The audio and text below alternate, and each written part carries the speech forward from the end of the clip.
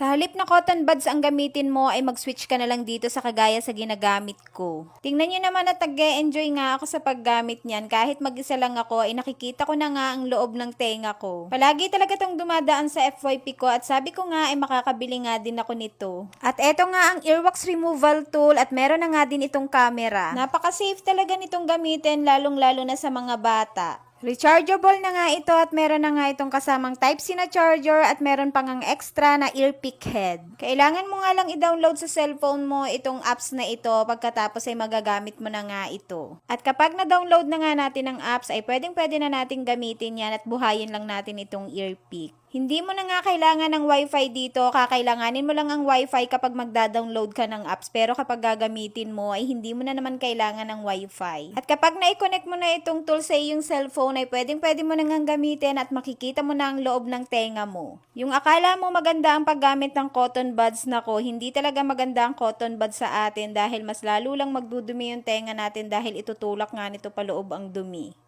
Napakadali lang nitong gamitin at pwede kang mag-record dito, pwede kang mag-picture at pwede mo nga ding i-zoom. Napaka-useful talaga nito sa atin lalo na kapag hindi mo namamalaya na may nakapasok na palang insekto dyan sa tenga mo ay makikita mo nga kaagad. Bagay na bagay nga to sa mga anak mo na ayaw magpalinis ng tenga dahil mag-e-enjoy talaga sila kapag ito ang ginamit mo.